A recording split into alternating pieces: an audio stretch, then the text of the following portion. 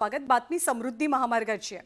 समृद्धी महामार्गावरच्या इगतपुरी ते आमणे या 76 किलो लांबीच्या शेवटच्या टप्प्याचं आज लोकार्पण झालंय. मुख्यमंत्र्यांच्या हस्ते लोकार्पण सोहळा पार पडला. या सोहळ्याला उपमुख्यमंत्री एकनाथ शिंदे आणि अजित पवार सुद्धा हजर होते. 701 किलोमीटर लांबीचा समृद्धी महामार्गातला अखेरचा 76 किलोमीटर लांबीचा हा टप्पा आहे आणि तो आजपासून खुला झालाय. अत्यंत अवघड आणि बांधकामाच्या दृष्टीनं देखणा असलेला हा टप्पा म्हणजे तंत्रज्ञान आणि सायन्स यांचा एक आविष्कार मानला जातोय. सह्याद्रीचा डोंगर पोखरून केलेले 2 बोगदे आणि अतिविशाल खोल दरीमध्ये उभारलेला मोठा पूल हे या टप्प्याचं खास वैशिष्ट्य म्हणावं लागेल.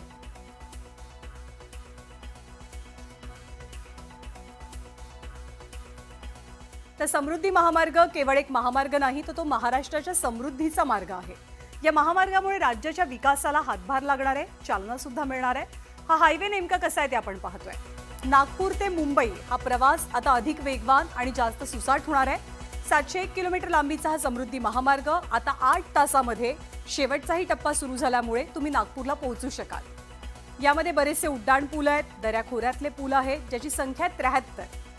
एकूण 59 ओव्हरपासेस या समृद्धी महामार्गावरती आहेत. 229 अंडरपास आहेत, 32 मोठे मुख्य पूल आहेत, तर 8 रेल्वेचे ओव्हरब्रिज आहेत. एकूण 7 बोगदे लागतात तुम्हाला जेव्हा तुम्ही समृद्धीवरनं प्रवास करता.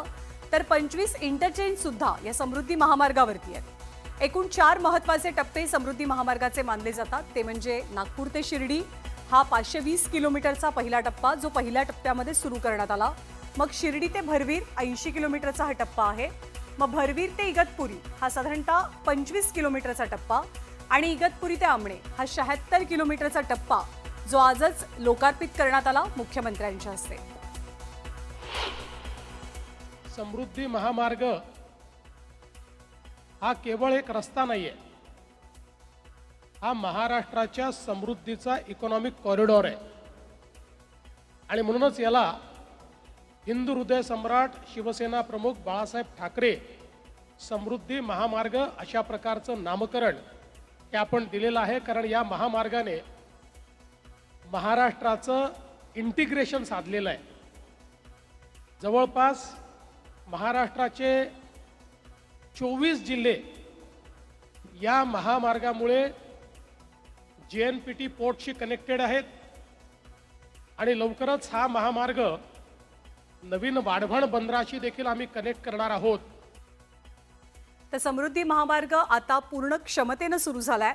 त्यामुळे 701 किलोमीटरचा आमणेपासून नागपूरपर्यंतचा प्रवास कसा आहे, या प्रवासाचा अनुभव तुम्हाला कसा घेता येणार आहे आपण जाणून घेऊया. आमणे ते नागपूर हे अंतर आहे 701 किलोमीटरचं आणि तुम्ही प्रवासाला एकदा सुरुवात केली की सुसाट प्रवास असेल. नागपूरला पोहोचेपर्यंत तुम्हाला 8 तास लागणार आहे. जर रेल्वेनं जायचं म्हटलं तर हे अंतर 11 ते 12 तासांचं आहे आणि समृद्धी वगळता तुम्ही इतर रस्त्यानं गेला तरी सुद्धा तुम्हाला 13 ते 14 तासांचा वेळ लागू शकतो. पण आता आमणे ते नागपूर हे 701 किलोमीटरचं अंतर समृद्धी महामार्गामुळे केवळ 8 तासात तुम्ही पार करू शकाल. सकाळी 9 वाजता तुम्ही जर का आमणेतनं प्रवासाला सुरुवात केली तर पुढे तुमचा प्रवास किती वेगवान होणार आहे आणि तुम्ही किती वाजता नागपूरला पोहोचाल ते आपण पाहूया. ही गाडी सुसाट चाललेली आहे. 100-120च्या स्पीडनं समृद्धी महामार्गावरनं जाता येतं. एक सकाळी 10 वाजता तुम्ही छोटासा ब्रेक घेतलात काहीतरी खाण्यासाठी, असं जरी आपण गृहीत धरलं तरी तुमच्या प्रवासामध्ये पुढच्या वेगामध्ये खंड पडत नाही. पहिली एक्झिट जी आहे, पहिला एक्झिट येतो तो सिन्नरला साधारणतः 105 किलोमीटरवरती. त्याच्या पुढचा जो एक्झिट आहे सिन्नर नंतरचा, तो अर्थातच शिर्डीचा एक्झिट पॉइंट आहे, जो 151 किलोमीटरवरती आहे.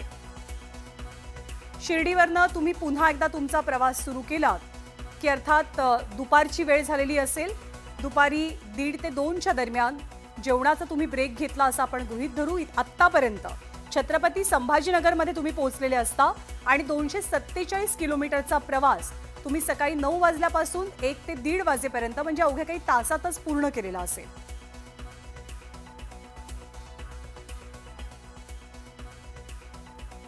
छत्रपती संभाजीनगरचा हा टप्पा पार केल्याच्या नंतर किंवा छत्रपती संभाजीनगर ते पुढचं जालना एक्झिट इथपर्यंतच्या प्रवासामध्ये तुम्ही अर्थातच जेवणाचा एक छोटासा ब्रेक घेऊ शकता.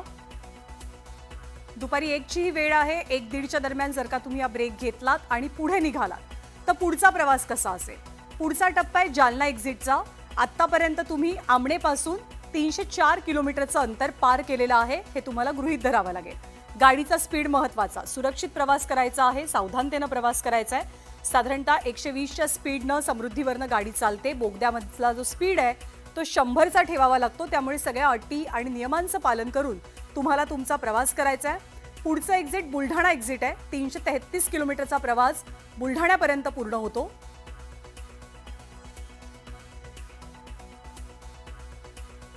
सगळे टप्पे सुरू झालेले आहेत. आज आमणापासूनच ही प्रवासाला सुरुवात करण्याची मुभा सरकारकडनं देण्यात आली आहे. अमरावतीचा एक्झिट 493 किलोमीटरचा प्रवास तुम्ही इथपर्यंत पूर्ण केलेला असतो आणि सकाळी 9 वाजता प्रवास सुरू केलाय. दुपारी 1 ते 1:30च्या दरम्यान छत्रपती संभाजीनगर ते जालना या दरम्यान जर का जेवणाचा ब्रेक घेतला तर संध्याकाळी 5च्या आसपास तुम्ही नागपूरमध्ये दाखल होणं हे सहज शक्य आहे. आणि इथवर तुम्ही मुंबईपासनं 701 आमणापासनं 701 किलोमीटरचा टप्पा किंवा प्रवास पूर्ण करताय. त्यामुळे रेल्वेनं जायला साधारणतः 10 ते 12 तास, त्यापेक्षा जास्त वेळ. रस्त्यानं गेला समृद्धी महामार्ग न पकडता तर 13 ते 14 तास. पण समृद्धी महामार्गावरनं केवळ 8 तासांमध्ये तुम्ही मुंबई महाराष्ट्राच्या राजधानीपासनं उपराजधानीपर्यंतचा प्रवास करू शकाल.